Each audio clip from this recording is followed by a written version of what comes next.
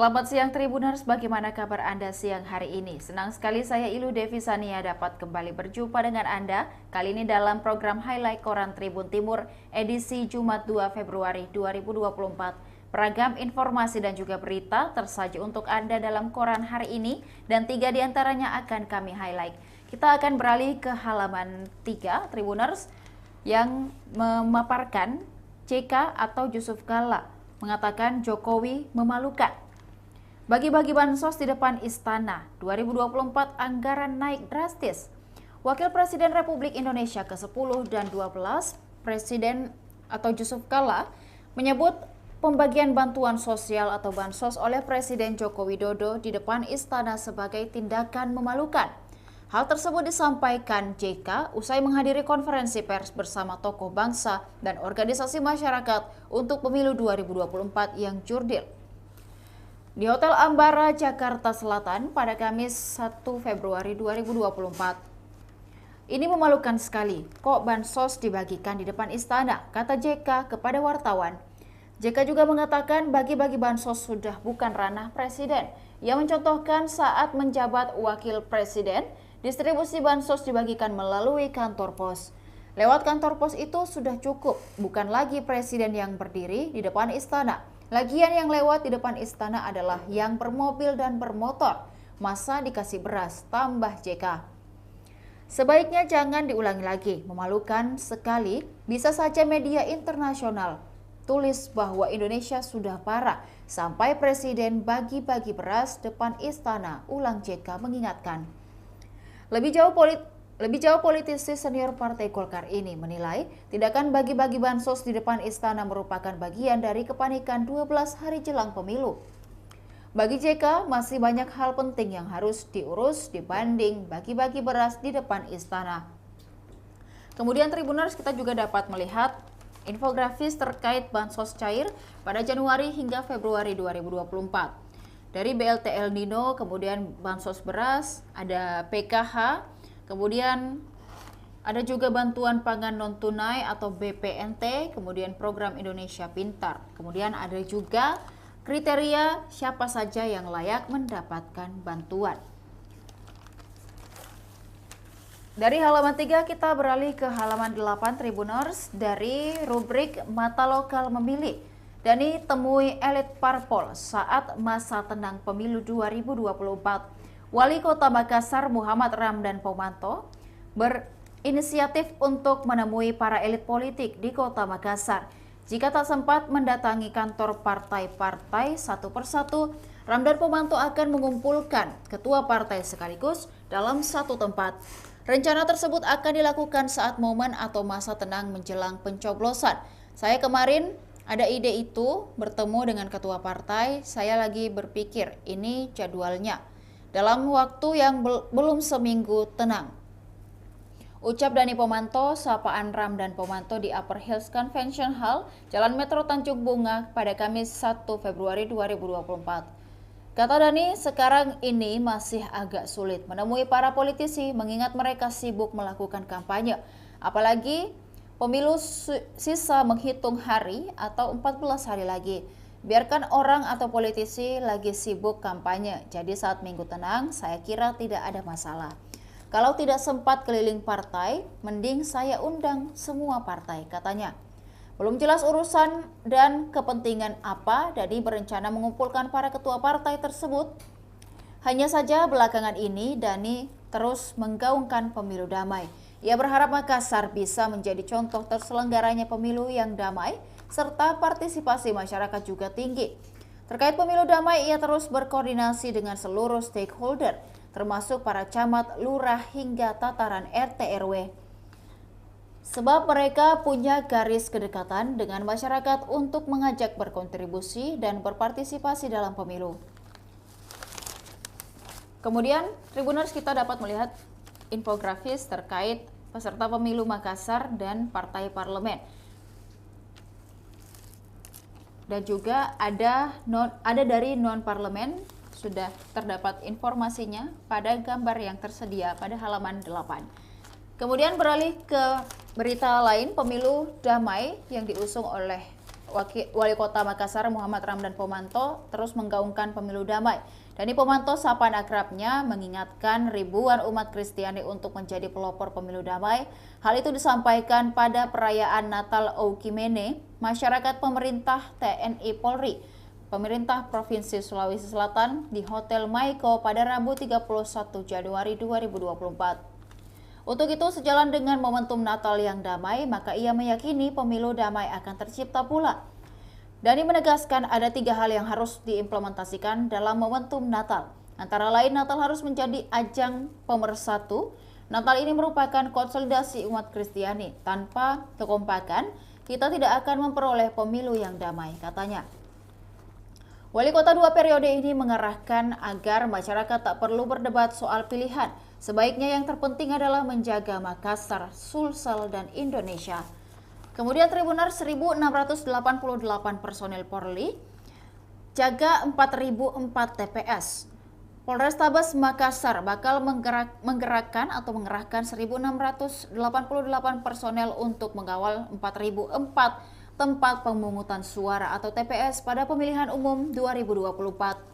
Hal ini diumumkan oleh Kapolrestabes Makassar, Kombes Pol Muhammad Ngajib, usai menghadiri simulasi pemungutan dan penghitungan suara pemilu di Hotel Claro, Jalan APP Terani, Makassar pada Rabu 31 Januari 2024. Kombes Pol Muhammad Ngajib menegaskan pengawalan TPS untuk memastikan proses demokrasi berjalan lancar dan aman bagi seluruh warga. Kita sudah mempersiapkan tersendiri dari personel Polrestabes Makassar, kemudian di-backup oleh Polda Sulsel terdiri dari 1.688 personel yang tersebar di seluruh TPS di wilayah hukum Polrestabes Makassar, katanya. Dukungan dari personel Polrestabes sendiri serta di-backup oleh Polda menjadi bagian integral dalam memastikan keamanan selama pelaksanaan pemilu pada 14 Februari 2024. Dari halaman 8 kita beralih ke halaman 16 Tribuners pada rubrik Tribun PSM. Waspada duet Tengko Persita, kekokohan tembok pertahanan diuji. PSM Makassar bertemu Persita Tangerang pada pekan ke-24 Liga 2023-2024. Anak asuh Bernardo Tavares patut mewaspadai 2 pemain asal negeri Tengko, Argentina, dimiliki Persita, Ezequiel Vidal dan Ramiro Vergonzi. Laga PSM Makassar versus Persita akan tersaji di Stadion Batakan Balikpapan, Kalimantan Timur pada Minggu 4 Februari 2024 pukul 16 waktu Indonesia Tengah. Ezequiel Vidal dan Ramiro Vergonzi menjadi pemain pilar Persita saat ini. 2 pemain punya sumbangsih besar bagi klubnya, bukan tidak mungkin dapat merepotkan sektor pertahanan PSM Makassar. Vidal merupakan jenderal lapangan tengah, pemilik nomor punggung 10, piawai dalam mencetak gol dan umpan yang akurat. Dia sering akselerasi ke dalam kotak penalti lawan dan agresif ketika membawa bola. Terhitung umpan sukses dilepaskan mencapai 485.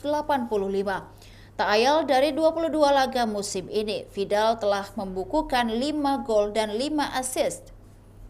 Sedangkan Vergonzi, sosok ujung tombak serangan, meski sudah memasuki usia senja pesepak bola, dia tetap tampil gacor bersama pendekar Cisadane.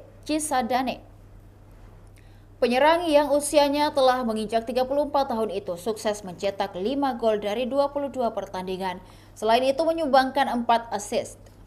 Musim ini pemilik nomor punggung 9 itu selalu jadi pilihan utama. Ia hanya absen karena akumulasi kartu kuning. Postur tubuh yang tinggi dan kekar membuatnya kuat dalam berduel. Apalagi Vergonzi dimanjakan oleh Vidal sebagai kreator serangan. Pelatih Persita Divaldo Alves menyebut anak asuhnya semakin siap hadapi PSM Makassar. Juru taktik asal Portugal ini berharap Christian Rotini CS lebih fokus dalam hal fisik dan mental. Selama 3 pekan para pemain telah banyak alami perubahan. Tentu harapannya mereka terus meningkat, tetapi perlu diingat menjelang pertandingan melawan PSM Makassar, para pemain harus recovery dengan baik, katanya belum lama ini. Namun untuk meruntuhkan tembok kokoh pertahanan PSM Makassar tidaklah mudah. Klub kebanggaan masyarakat Sulawesi Selatan atau Sulsel ini adalah salah satu tim dengan pertahanan terbaik di Liga 1. Dari 23 pertandingan baru kebobolan 25 gol.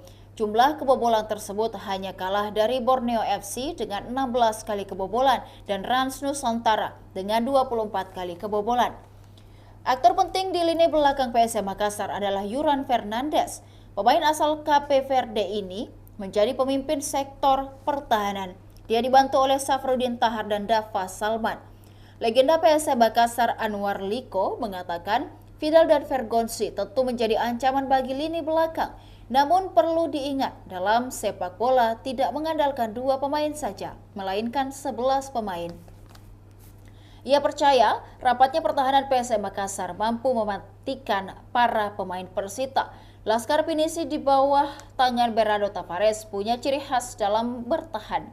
Mereka lebih banyak menunggu di tengah lapangan, lalu melakukan press agresif ketika lawan coba masuk ke area pertahanan. Kemudian PSM Makassar mematangkan variasi serangan. Skuad PSM Makassar mematangkan persiapan sebelum berangkat ke kota Balikpapan, Kalimantan Timur pada Jumat 2 Februari 2024. Sang pelatih Bernardo Tavares menggelar game internal 7-7 di Stadion Kalegoa, Kabupaten Goa pada Kamis 1 Februari 2024. Para pemain coba membangun serangan dari lapangan tengah. Mereka menjalankan skema serangan yang telah diperlihatkan sebelumnya oleh Tavares. Silih berganti kedua tim saling berbalas serangan. Duel sengit pun terjadi meski hanya game internal. Permainan sepak bola efektif tetap diperagakan sesuai karakteristik Laskar Pinisi selama ini. Cukup 2-4 sentuhan untuk menciptakan peluang. Setelah game internal, penggawan PSM Makassar diberi menu latihan eksekusi bola. Kemudian Tribuners, kita dapat melihat pada bagian bawah ada jadwal pekan ke-24 dan juga statistik dari kedua PSM Makassar dan juga ada 5 laga terakhir Persita Tangerang. Dan Tribuners, masih ada beberapa dan juga masih banyak lagi berita yang tersaji dalam Koran Tribun Timur edisi Jumat 2 Februari 2024 dan dapat Tribuners baca selengkapnya dan juga mendapatkan Koran Tribun Timur di agen-agen terdekat. Dan untuk berlangganan 1 bulan sebanyak Rp80.000 dan juga per tahun sebanyak Rp1.000.000, Tribuners dapat menghubungi hotline subscriber di 0411 811 5500 atau hotline Tribun Family Card di 041 1413 5555. Demikian highlight Koran Tribun Timur kali ini. Saksikan juga informasi dan berita menarik lainnya hanya di kanal YouTube dan Facebook Tribun Timur, mata lokal menjangkau Indonesia. Saya Ilu Devi dan seluruh kru yang bertugas pamit undur diri. Terima kasih dan sampai jumpa. Zoom